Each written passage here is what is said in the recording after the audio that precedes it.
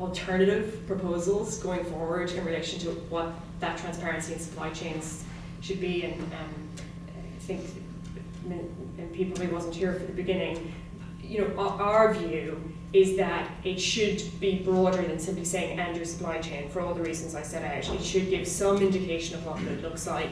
It should be in the director's report, not in the strategic report, because that gives the control to the company to decide whether they should report on it rather than they must report on it. So I would like to see an amendment that's more like the GHG amendments rather than just in your supply chain. And I know there's alternatives on that. In terms of do market forces outweigh wider responsibilities? Yes, which is why you need regulation on occasion. Market forces are good and can be used, but there's a time when market forces go against the common good, and that is the role of government. And that's when you need regulation. Can I just take that one and just add another, if you like, sort of devil's advocate element to Jeff's question and throw it at Alistair by saying that isn't there is it not, if you like, a middle class obsession? Because poor people need cheap clothes and cheap goods, and that why should they be interested when they've got immediate issues on their plate? But we have to recognise that unless you put a flaw in somewhere with some moral judgment, then there is a race to the bottom, isn't there? Yes, there is. I mean, the analogy which has been going through my head all week is, forgive me, I'm a rugby man, but there are football analogies as well. We all want a good game of football. Nobody thinks that the referee or the Football Association are anti-football because they put rules in place and they regulate the flow of the game of rugby. And the fact that they do that makes for a much... Sorry, I'm confusing rugby and football in that one sentence. That makes for a better game of football. And the RFU will do it with the laws of rugby. And so we do have to make sure that we get the game that we want, and you do have to control that. Just one thing on, there's a bit of a myth, the kind of middle class obsession, I think, which is, sounds very patronising. I've spent time working on inner city estates. I've spent a lot of time with people who are perhaps not of the middle class. They aren't the first to scream and shout. And actually people who live in, people for whom times are harder are often more aware of how it's harder for other people. People who live in splendid isolation in middle class houses are less aware and are less willing to do for others. All right. And Jenny, yeah. on the slavery bill, that was a challenge. Well, there's a couple of things. I mean, I actually am not quite sure, but I agree with Alistair on that last point, because we did quite a bit of polling in the department around behaviour and what influences behaviour when consumers are choosing. And the lower your income, the more likely you are to choose entirely on price.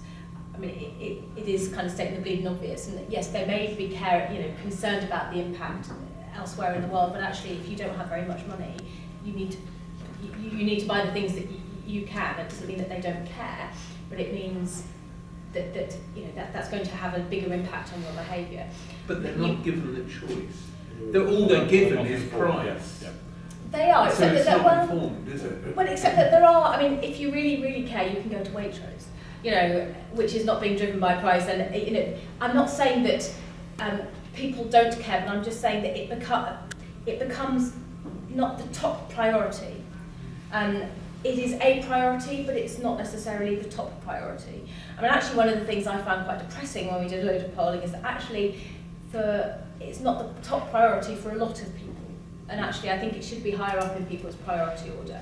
The other thing that I found also quite depressing was that people with kids, who I would have thought would be more concerned about sort of environmental impact and sort of what you're doing for the future, actually less likely to change their shopping behaviour based on those sorts of issues, and they're much more likely to just buy it in the first place that they can get it because they're really short of time. Whereas actually those who don't have children are more likely to think more carefully and to base their choices on other issues. So I think sometimes some of it is stating the bleeding obvious, and some of it actually doesn't necessarily work in quite the way that you would think. But I think we need to be doing more to get people to think about these things when they are making behaviours and offer people more choice. I think that's true. We need more information. Yeah. And the government, it's okay for the government to be paternalistic on this issue. Or certainly providing the information to people. Care on their behalf. Yeah. But also, I would just like to say, one of the most important, he's now gone because he didn't do a very good job, but one of the most important speeches that Philip Clark made as the CEO of Tesco was a couple of years ago, where he said, people have to realise good food isn't cheap. Yeah. So I think we have to, what is the true cost of the product that's being made? You know, if Primark are making, and I'm picking on them a bit unfairly, they do quite good stuff in this, but if Associated British Foods is making millions in profit by selling 50p shirts, they have a responsibility to make sure that shirt is made ethically. You know, I don't think it's good enough for companies to go, we sell cheap products and the cost of that is human rights abuse somewhere, but you know, the t-shirt's cheap. We then have to look at things in the UK like, well, what's a living wage?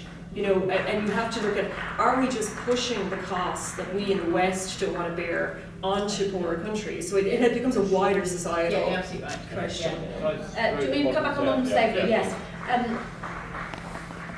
This is a really challenging one within government, and I'll have a chat with you outside about some of the discussions that went on. Where's the sticking point? Which side of the coalition? Well,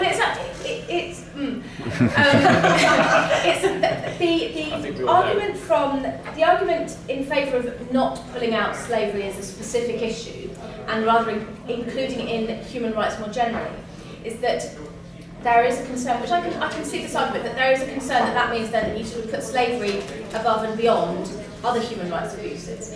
So, and that actually then businesses stop thinking that the other human rights abuses are very important. So things like, for example, the right of association, which actually in many countries you're not allowed to be a member of a trade union and things like that, and actually having effective trade unions who are able to operate in many of these sectors can be an extremely effective way to have a very, very concrete impact on worker conditions and so on. So actually, if you sort of pick one out and you sort of relegate all the others, then actually it can mean that sort of the others don't feel like they're important, whereas actually if you are, that some of the others can have an equally important impact on the way that a company behaves and the way that workers are treated and so on, and the way that a company operates, and that actually to pull out one rather than all the others can have a negative effect on the other elements.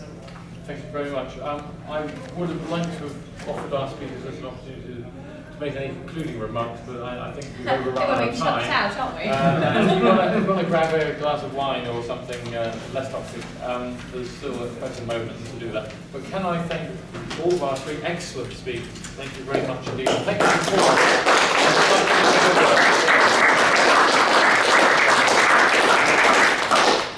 Very good.